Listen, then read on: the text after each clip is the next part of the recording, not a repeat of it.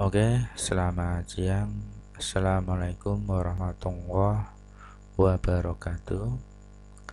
Untuk pertemuan kali ini, tema kita, materi kita yaitu pencegahan dan penanggulangan penyakit menular.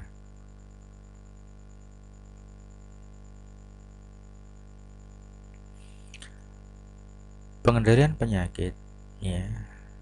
Sejak dahulu kala, penyakit menular itu telah ada. Dan dengan itu, manusia itu menjadi menderita, ya.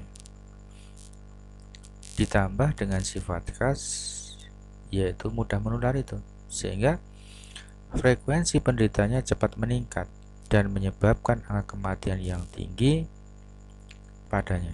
Banyak sekali jenisnya, tidak hanya satu dua penyakit, hampir sekian banyak penyakit menular sifatnya seperti itu, termasuk yang sekarang terjadi yaitu adanya pandemi COVID, ya. Sehingga apa? Masyarakat banyak akan terdampak, ya. Hal tersebut menjadi masalah yang cukup besar di masyarakat, bahkan sering menyebabkan masalah yang serius, bahkan bisa sampai pada tingkat kematian. Sebagaimana sekarang pandemi COVID itu sudah berapa juta, ya, seluruh dunia yang menderita dengannya. Indonesia aja sudah berapa ribu total kematian yang setiap harinya diupdate, ya. Pada saat itu, untuk mempertahankan hidup dan mengurangi penderitaan tersebut, manusia berusaha untuk menangani penderita yang berasal dari penyakit itu dengan cara memberikan obat dan mengisolasi. Bagi mereka yang terkena atau sakit, tentunya pengobatan. Kemudian tidak kalah menariknya juga adanya isolasi. Kenapa perlu diisolasi? Karena dikhawatirkan penyakit itu, bukan dikhawatirkan deh, khawatir dan hampir pasti bisa menularkan kepada orang lain, ya. Maka perlu diisolasi. Sebagaimana sekarang adanya pandemi COVID, begitu orang dideteksi dia positif, maka langsung diisolasi, minimal isolasi mandiri, ya, dengan harapan tidak menularkan kepada orang lain. Berdasarkan keadaan tersebut, kemudian manusia berupaya untuk menempuh jalan lain, yaitu dengan lebih baik mencegah penyakit, ya, daripada mengobati, ya. Dan memang dengan cara mencegah itu tentunya biaya yang dikeluarkan jauh lebih sedikit, ya, dan tidak banyak memakan waktu. Berbeda tatkala sudah ada kasus seperti sekarang adanya COVID, berapa triliun, ya, dana negara itu untuk mengatasinya terhadap penyakit itu, belum nanti dampak sosial, ya, banyak masyarakat yang terkena PHK lah, tidak bisa bekerja lah, sehingga pemerintah memberikan bantuan-bantuan sosial. Itu bagian daripada dampak itu tadi, sehingga apa?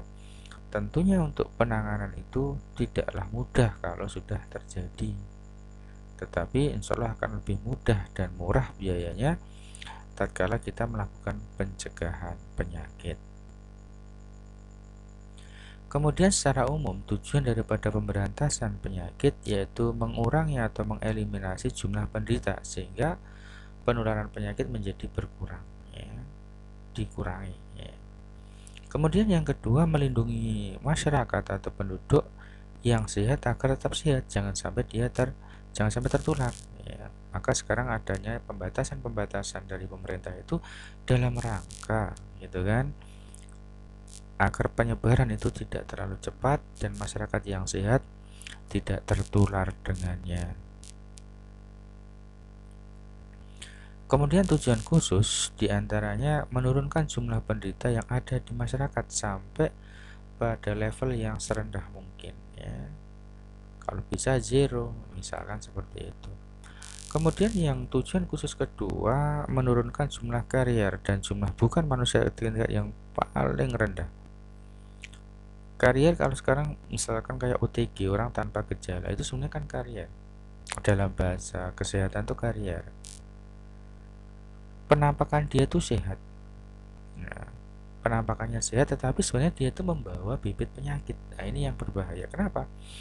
Orang akan terlena gitu loh, menganggap dia itu sehat tapi sebenarnya dia itu membawa bibit penyakit. Kemudian yang ketiga, tujuannya meningkatkan daya tahan dan kekebalan masyarakat khususnya terhadap penyakit menular ya. Jadi dengan harapan mereka kebal, maka penyakit itu tidak mudah menyerang terhadap mereka. Tujuan yang keempat yaitu menurunkan jumlah vektor. Ya, kita tahu bahwasanya vektor itu sebagai perantara. Ya, apakah itu tikus misalkan dia sebagai perantara leptospirosis, lalat misalkan terkait dengan diare. Ya, itu contoh-contohnya. Kemudian menangani lingkungan supaya tidak membantu menjadi tempat penularan penyakitnya. Maka ini menjadi tugas kita bersama sebagai orang-orang kesehatan masyarakat. Ya, bukan tugasnya dokter. Kalau dokter tugasnya menangani mereka yang sakit. Kita tidak bertanggung jawab terhadap orang yang sakit karena itu bukan kompetensi kita. Ya. Tapi untuk penanganan masyarakat, untuk lingkungan itu adalah kompetensi kita. Ya. Maka dalam kondisi pandemi seperti sekarang, peran kita sebenarnya sangat besar ya terkait dengan kesehatan masyarakat. Bagaimana memutus rantai penularan ya. Maka mencegah timbulnya penyakit tidak menular sampai tingkat yang serendah mungkin ya. Kita upayakan. Seperti COVID, dia menular lewat waktu orang batuk, orang bersin ya. Nah, maka bagaimana itu diputus rantai penularannya? Kemudian menggerakkan masyarakat supaya turut serta mencegah dan memberantas penyakit. Nah, ini juga penting bagaimana masyarakat itu sadar sehingga mereka tergerak hatinya, gitu kan, untuk bergerak bersama. Ini adalah masalah bersama, harus kita atasi bersama, ya. Sehingga kita sadarkan dari, oleh, dan untuk masyarakat, ya. Kalau kita hanya mengandalkan petugas-petugas kesehatan, tentunya jumlah mereka tidak akan mencukupi, tidak akan sebanding dengan jumlah masyarakat yang begitu banyak ya. Tapi kalau masyarakatnya sudah pintar, sudah cerdas, ya insya Allah lebih mudah mengatasi masalah. Kemudian yang ke-8, memonitor tingkat penyakit dan penularannya sepanjang masa, sepanjang waktu ya. Bagaimana perkembangannya. Kemudian strategi penyelenggaraan penanggulangan ya, bagaimana, yaitu dengan memberdayakan masyarakat ya, tadi saya sampaikan dari, oleh, dan untuk masyarakat. Maka di sini ada transfer of knowledge, jadi kita mentransfer ilmu kita kepada masyarakat sehingga mereka mengetahui bahaya penyakit tersebut, mereka berusaha untuk menanggulangi secara gotong royong. Itu kan menjadi suatu kekuatan yang besar di masyarakat ya, dengan dana yang lebih minim ya. Kalau semua hanya dari pemerintah, tentunya akan sangat besar dana yang dibutuhkan. Kemudian mengembangkan jejaring kerja, koordinasi kemitraan serta kerjasama lintas program, sektor, dan internasional. Nah, ini penting.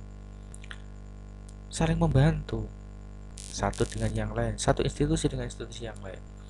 Seperti sekarang adanya pandemi COVID, kita tidak bisa hanya mengandalkan Kementerian Kesehatan. Kita akan juga kerjasama dengan lintas sektor, dengan yang lainnya, dengan pemda-pemda ya, dengan pemerintah daerah, dengan pemerintah pusat. Kenapa? Karena kesehatan tidak hanya terbatas pada kesehatan, tapi akan terkumpul di sana yang lainnya. Apakah nanti terkait dengan sumber daya ya, apakah itu manusianya, teknologinya, dan yang lainnya, itu akan saling membantu. Itulah sebuah sistem gitu ya, saling terkait ya. Maka kita kembangkan sistem informasi yang benar, bukan informasi yang hoax ya. Seperti sekarang kan banyak berkembang informasi hoax bahwasanya COVID tidak menular, COVID itu konspirasi, bla bla bla bla. Itu adalah informasi-informasi yang negatif, informasi-informasi yang hoax. Dengan adanya perkembangan informasi sekarang yang begitu dahsyat, cepat, dan seterusnya, maka kita bendung informasi-informasi yang sifatnya hoax sesuai dengan kompetensi kita ya, bahwasanya COVID itu bukan hoax, COVID itu bukan konspirasi, tapi memang ada virus itu, dan itu menjadi tanggung jawab kita bersama sesuai dengan kompetensi dan kemampuan kita masing-masing mendukung program pemerintah untuk pencegahan ataupun juga pemberantasan penyakit tersebut. Kemudian strategi yang kelima, meningkatkan dukungan penelitian dan pengembangan. Nah, ini penting ya. Kita counter berita-berita hoax tadi dengan data-data yang hasil penelitian yang autentik ya, yang bisa dipertanggungjawabkan. Kemudian ruang lingkup dalam pemberantasan penyakit, beberapa hal yang digunakan sebagai acuan untuk membasmi ruang lingkupnya diantaranya materi. Penyakit menular serta penyakit tidak menular ya. Penyakit menular biasanya meliputi penyakit yang belum diprogramkan di bidang yang lain, apakah itu KIA, UKS, Kesker, itu biasanya belum diprogramkan di sana. Kemudian ruang lingkup yang kedua terkait dengan masalah. Penyakit yang biasanya lebih diperhatikan adalah penyakit yang banyak menimbulkan kerugian. Nah, ya. Jadi ada skala prioritas. Nggak mungkin semua masalah harus kita atasi, tetapi ada skala prioritas. Tentunya di sini, misalkan apa? Angka kematiannya sangat tinggi, orang kena mati ya, ini harus segera diatasi. Atau menimbulkan kecacatan seperti penyakit polio ya. Orang kena lumpuh, ini segera diatasi. Kemudian frekuensi yang ada di masyarakat juga sangat tinggi kejadiannya misalkan. Kemudian kecenderungan tren yang meningkat seperti COVID sekarang kan trennya masih meningkat ya. Kemudian lingkup kegiatan meliputi kegiatan terhadap penderita, orang sehat, lingkungan perantara penyakit, dan monitoring dan administrasi. Kemudian lingkup waktu meliputi kegiatan jangka panjang, yaitu terhadap penyakit-penyakit yang sudah bersifat endemis dan ditangani oleh program pemberantasan, dan kegiatan yang relatif berjangka pendek yaitu ditujukan pada penyakit epidemi terkait dengan wabah ya, untuk segera diatasi. Kemudian lingkup metode khusus untuk deteksi penderita dan pengobatan biasanya menggunakan metode yang lebih sederhana dibanding kegiatan medis, tetapi masih efektif dan efisien. Selain itu, kegiatan langsung masyarakat atau kemasyarakatan secara menyeluruh bukan hanya sekelompok penderita ya. Jadi kegiatan Kesmas itu menyeluruh, komprehensif, tidak hanya mereka yang sakit. Hal ini perlu diperhatikan karena disinilah letak perbedaan dengan pelayanan klinis ya. Kalau klinis hanya menangani mereka yang sakit diobati. Adapun di sini kita orang-orang Kesmas ya, lebih banyak kepada apa? Tidak hanya penderita penyuluhan itu, tetapi mereka yang sehat agar mereka apa? Tidak tertular, agar mereka tidak sakit, ya, dipertahankan kondisi kesehatannya. Kemudian kriteria prioritas penanggulangan, diantaranya penyakit endemis lokal ya, ada di tempat itu. Penyakit menular potensial wabah, ini bahaya ya. Potensial wabah, kalau sudah terjadi wabah seperti COVID itu sangat sulit pengendaliannya, dan kita sulit mengatakan berapa lama, 1 tahun, 2 tahun, 3 tahun apakah selesai, belum tentu ya. Dengan kondisi yang seperti sekarang belum tentu 2 tahun selesai, 3 tahun selesai gitu ya. Sehingga pemerintah menerapkan new normal, yang dulu tidak biasa pakai masker sekarang menggunakan masker, yang dulu biasa berkerumun, ketemu dengan teman dan sebagainya ya, kita sekarang mulai menjaga jarak dan seterusnya. Kemudian fatalitas atau kematian yang ditimbulkan ya itu cukup tinggi, ini juga menjadi prioritas. Kemudian memiliki dampak sosial, ekonomi, politik, dan ketahanan yang luas. Wah, seperti COVID ini kasusnya hampir semua lini bahkan terkena dampak semuanya ya. Ekonomi di sekian banyak negara bisa lumpuh ya, seperti negara kita pun kan seperti berjalan di tempat gitu. Karena apa? Sudah 1 tahun lebih ya negara kita itu terkena dampak daripada pandemi COVID. Kemudian menjadi sasaran reduksi, eliminasi, dan eradikasi secara global. Kemudian target program pemberantasan penyakit menular, yang pertama reduksi, yang kedua eliminasi, yang ketiga eradikasi. Apa itu yang dimaksud dengan reduksi? Yang dimaksud dengan reduksi adalah merupakan upaya pengurangan angka kesakitan atau morbiditas dan angka kematian atau mortalitas terhadap penyakit menular tertentu agar secara bertahap penyakit tersebut menurun sesuai dengan sasaran dan target operasional. Jadi diupayakan menurun, berkurang. Kemudian yang kedua, eliminasi merupakan upaya pengurangan terhadap penyakit secara berkesinambungan di wilayah tertentu sehingga angka kesakitan penyakit tersebut dapat ditekan serendah mungkin agar tidak menjadi masalah kesehatan di wilayah yang bersangkutan. Kemudian yang ketiga, eradikasi merupakan upaya pembasmian yang dilakukan secara berkelanjutan melalui pemberantasan dan eliminasi untuk menghilangkan jenis penyakit tertentu secara permanen, ya. Seperti dulu ya, di Indonesia pernah terjadi polio, kemudian eradikasi, hilang ya sekian tahun, tapi setelah itu muncul lagi. Nah, jadi memang tidak mudah untuk menghilangkan sama sekali sehingga tidak menjadi masalah kesehatan masyarakat secara nasional. Harapannya seperti itu kalau eradikasi, walaupun ini sangat sulit ya. Pengalaman di polio ya, pernah sukses negara kita, tapi setelah sekian tahun ternyata masih ada kasus. Berdasarkan harapan dan kenyataan timbullah konsep kontrol atau pemberantasan dan eradikasi atau pembasmian, di mana pemberantasan mengarah pada penurunan angka penyakit sedangkan pembasmian itu bertujuan menghilangkan penyakit sama sekali. Ya harapannya hilang ya. Walaupun dalam hal eradikasi memang tidak mudah, apalagi kalau kita bicara COVID yang demikian dahsyat, ya kita harapannya seperti itu. Tapi kita nggak bisa mengatakan setahun, 2 tahun, 3 tahun selesai gitu. Kemudian kegiatan pencegahan, pengendalian, dan pemberantasan. Di antaranya yang pertama dengan promosi kesehatan, ya, dengan promkes.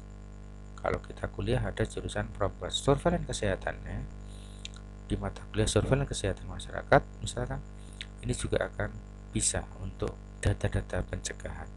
Kemudian pengendalian faktor risiko, penemuan kasus, penanganan kasus, pemberian kekebalan, misalkan sekarang imunisasi ya.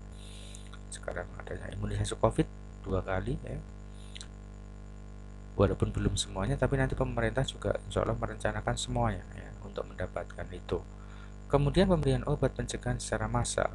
Kemudian yang ke-8, kegiatan lain yang ditetapkan oleh Kementerian Kesehatan. Kemudian kegiatan menghadapi potensi wabah, yaitu penemuan penderita di fasilitas pelayanan kesehatan ya. Begitu ketemu ada positif, isolasi gitu kan, maka dilanjutkan dengan PE atau penyelidikan epidemiologi. Ini biasanya dilakukan teman-teman puskesmas atau dari dinas kesehatan. Kemudian pengobatan massal ya, bagi mereka yang menderita, dan pemberian kekebalan massal itu dengan imunisasi dan intensifikasi pengendalian faktor risiko. Jadi faktor-faktor risiko apa yang ada diintensifkan ya untuk pengendaliannya, diberdayakan masyarakatnya untuk pengendaliannya. Kemudian metode promosi kesehatan, diantaranya yang pertama bisa dilakukan dengan komunikasi, bisa langsung, bisa juga dengan melalui media. Seperti sekarang adanya pandemi COVID, tentunya media yang banyak digunakan dalam komunikasi yaitu dengan metode daring. Seperti kalau kita kuliah sekarang ya, karena berdampak maka lebih banyak menggunakan online daripada offline ya. Itu juga dalam rangka apa? Mengurangi resiko-resiko yang ada terkait dengan pandemi COVID. Kemudian metode yang kedua, informasi dan edukasi secara sistematis dan terorganisir ya. Tentunya di sini pemerintah sebagai pemegang kendali kebijakan ya, kita sebagai masyarakat yang baik ya, kita berpartisipasi bagaimana mensukseskan, karena ini juga kepentingan kita bersama ya, tidak hanya pemerintah tapi kita sebagai warga, terkhusus orang-orang Kesmas punya misi tersendiri ya terkait dengan itu ya, bagaimana menciptakan lingkungan yang kondusif ya, bukan lingkungan yang mudah untuk menularkan penyakit yang sifatnya menular. Kemudian promosi kesehatan dilakukan melalui diantaranya dengan penyuluhan ya, di masyarakat biasanya ada penyuluhan teman-teman puskesmas, konsultasi bimbingan dan konseling ya, membuka konsultasi di bidang lingkungan kesehatan masyarakat. Kemudian intervensi perubahan perilaku, ya, diharapkan perilaku yang tidak sehat itu berubah, misalkan BAB di sungai diubah untuk BAB di jamban, gitu kan. Kemudian perilaku yang tidak menggunakan masker kita ubah menjadi perilaku yang menggunakan masker. Perilaku yang tidak pernah cuci tangan dibiasakan mencuci tangan, dan begitu seterusnya. Kemudian pemberdayaan masyarakat, ya, penting pelatihan, ya, peningkatan ilmu dan pengetahuan, pemanfaatan media informasi dengan bijak, ya, karena informasi yang begitu deras sekarang, yang begitu cepat, di samping informasi yang sifatnya positif yang membangun, tapi kadang banyak juga informasi yang hoax, informasi yang mengacaukan, ya, membuat gaduh dan seterusnya. Maka kita harus pandai-pandai screening informasi yang masuk agar kita tidak salah langkah atau kita sebagai orang-orang Kesmas malah tidak mendukung program pemerintah di dalam pencegahan penyakit menular. Kemudian PHBS, ya, ini penting, ya, sekarang diaplikasi dalam kondisi pandemi COVID, yaitu dengan cuci tangan, ya, dengan sabun, ya, antiseptik, bisa juga dengan alkohol. Cuma kalau saya pribadi memang lebih suka dengan sabun, karena kalau alkohol kadang aromanya kurang nyaman, ya. Nah, ini harus dibiasakan. Kalau dulu kita jarang mencuci tangan dengan sabun, ya, kita sekarang bisa lebih sesering mungkin, bisa sehari mungkin 10 kali, 20 kali, tinggal aktivitas apa, apalagi kalau ketika aktivitasnya di luar, ya, maka harus sering-sering menjaga kebersihan. Kemudian pemberantasan jentik nyamuk. Kenapa? Nyamuk karena dia sebagai vektor, apakah itu Aedes aegypti, dia menularkan penyakit demam berdarah, kemudian nyamuk julek terkait dengan filariasis, ya, dan begitu seterusnya. Kemudian yang ketiga, menggunakan air bersih untuk keperluan rumah tangga. Ini juga penting. Dari mana air bersih rumah tangga itu kita gunakan, ya, harus kita pastikan, karena air bersih juga sebagai bisa menjadi media penularan penyakit, contohnya penyakit menular diare, ya. Kemudian mengkonsumsi makanan yang berimbang, ya, gizinya berimbang. Jadi jangan hanya makan satu jenis makanan tapi banyak, itu salah. Tetapi banyak jenisnya tapi sedikit, gitu ya, sedikit. Artinya misalkan kita makan, ya, ada mungkin daging, mungkin ada nasi, ada sayur dan sebagainya, itu sedikit tapi banyak. Tapi kalau kita makan banyak tapi hanya semuanya nasi, itu salah, ya. Karena apa? Nilai gizinya itu kurang berimbang, ya. Tapi yang benar, ya, kita kompliti makanan tadi, biar nanti, karena setiap makanan itu ada kandungan gizi yang berbeda-beda. Kemudian melakukan aktivitas fisik setiap hari, ya, berolahraga dan seterusnya, yang menjaga stamina, menggunakan jamban sehat, ya. Jadi kita sosialisasi kepada masyarakat, jangan sampai mereka itu BAB di sungai, karena masih banyak, ya, di masyarakat modern seperti sekarang itu masih banyak juga di sekitar kita tuh yang mereka BAB di sungai. Nah, itu harus kita edukasi agar mereka itu BAB di jamban. Kemudian menjaga dan memperhatikan kesehatan reproduksi, ya, karena ada beberapa penyakit yang menular lewat alat-alat reproduksi. Seperti apa? Contohnya sifilis, gonorrhea, AIDS, itu kan penyakit-penyakit yang sifatnya menular dengan perantara alat-alat reproduksi.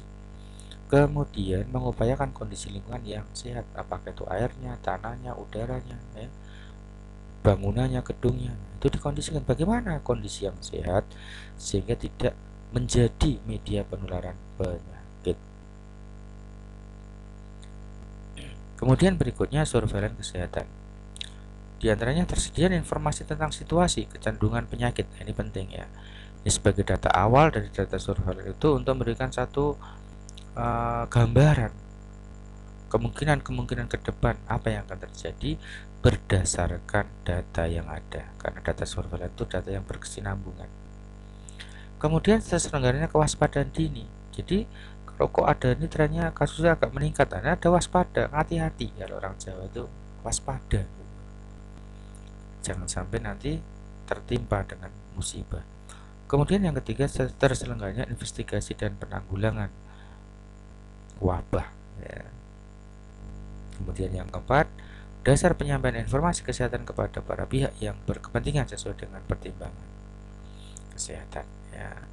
Kita sampaikan kepada pemangku-pemangku pemegang jabatan ya, untuk mereka mengambil kebijakan yang tepat dalam situasi yang tepat ya, sehingga nanti bermanfaat untuk masyarakat. Kemudian cara memutus rantai penularan, diantaranya perbaikan kualitas media lingkungan. Dengan media lingkungan yang baik, air, tanah, udaranya, dan seterusnya, maka dengan sendirinya ya, penyakit itu akan terputus ya. Penyakit menular itu akan terputus. Kemudian pengendalian vektor dan binatang pembawa penyakit ya. Tadi sudah kita sampaikan, apakah itu tikus, nyamuk, kecoa ya, dan yang lainnya. Kemudian yang ketiga dengan rekayasa lingkungan ya, dengan teknologi sentuhan teknologi. Kemudian yang keempat peningkatan daya tahan tubuh, misalkan dengan cara apa, olahraga, dengan cara imunisasi dan makanan yang berimbang. Itu cara-cara untuk mempertahankan ya, kondisi tubuh yang sehat. Kemudian perbaikan kualitas media lingkungan, bisa itu terkait dengan kualitas airnya kita perbaiki, kualitas udaranya, tanah, sarana dan prasarana bangunannya, serta pangan ya, agar tidak menjadi tempat berkembangnya agen penyakit ya. Kemudian mitigasi dampak, yaitu penilaian status kesehatan masyarakat berdasarkan penyelidikan epidemiologi.